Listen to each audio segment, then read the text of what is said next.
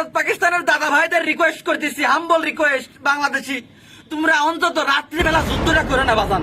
রাত্রিবেলা যুদ্ধটা বিরতি রাখো, দিনের বেলা তোমরা যা ইচ্ছা করে সমস্যা নেই, কিন্তু রাত্রিবেলা যুদ্ধটা বিরতি রাখতে হবে। কারণ কি, রাত্রিবেলা ঘুমাসার টাইম, এতদিন তো তোমরা ঘুমাইসে আইসে এই যুদ্ধ করে যাও, যুদ্ধের সময় মনে করো এই যুদ্ধ করতে যাও, ঘুমের ঘরে যদি ভুল করে একটা মিসাইল এরকম কষে চলে যায়, সরাসরি বাংলাদেশ এসে পড়বি, তাহলে পরে কি অবস্থা হবে আমার কত, আমার তখন টেনশনে ফেলা দিলে আমি কেবল একটু ঘুমাই ফিরে যাবো। ওরা মাথার মধ্যে চান দিয়ে উঠলে কেরে, ওরা রাত্রিবেলা যুদ্ধ করে, যে ভারতের দাদা ওদের বিশেষ করে বলছি, তোমরা রাত্রেবেলা তো চুরি মানে চোর যেভাবে রাত্রে চুরি করতে আসে সেরকম করে রাত্রে হামলা করো। এই রাত্রেবেলা ভুলে দিক বেদিক ঠিক না থাকে, যদি এটা ভুল দিক চলে আসে তাহলে তো আমাকে বাংলাদেশের মধ্যে এসে পড়বি। অতএব ভারত পাকিস্তান তোমরা খেলতেছে খেলো, স্টাম্প বরাবর বল করবে, হোয়াইট বল দিন না হয় বাজার, হোয়াইট বল হলে কিন্তু বাংলাদেশ আউট, ঠিক আছে। যাই হোক, রাত্রেবেলা যুদ্ধটা একটু বন্ধ দাও, দিনের বেলা কতবার টুয়াটুই করো সমস্যা নাই, শুধু রাত্রেবেলা মিস্টেকটা করো না বাজান।